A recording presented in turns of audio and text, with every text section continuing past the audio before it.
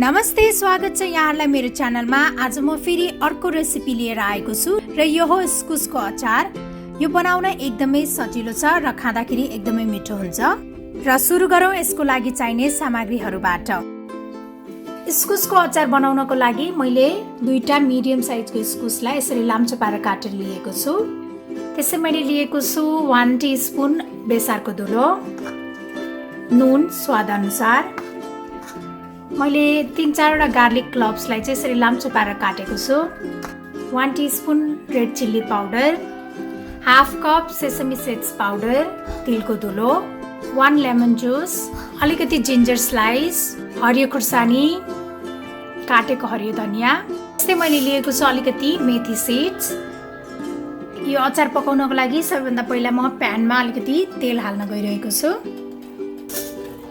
अब यो प्यानमा म मेथी सीड्स हाल्न गइरहेको छु।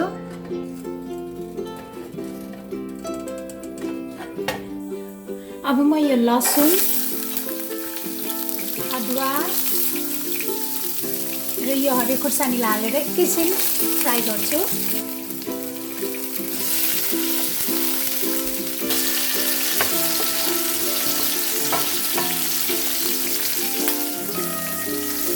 यो इस्कुसलाई पनि हाल्ने।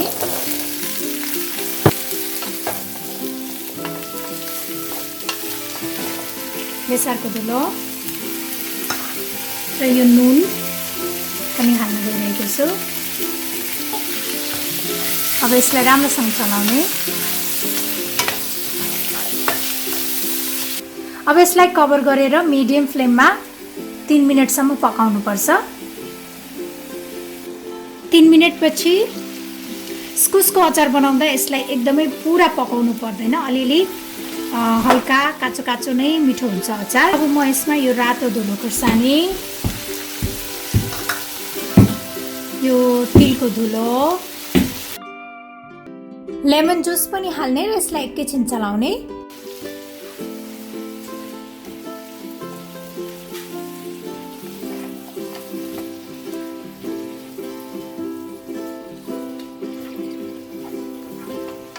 यसलाई अब फेरि कभर गरेर म 2 मिनेटसम्म पकाउँछु। अब 2 मिनेटपछि अब यो अचार रेडी भएको छ। म अब यसमा धनिया हालेर यसलाई गार्निस गर्छु। यो अचार खानको लागि रेडी भइसकेको छ। मलाई आशा छ यहाँलाई मेरो यो रेसिपी मन पर्यो होला र यस्तै अरू रेसिपीहरूको लागि मेरो च्यानललाई सब्स्क्राइब गर्न नबिर्सिनु होला र मेरो भिडियोलाई लाइक, शेयर र कमेन्ट गरिदिनु होला।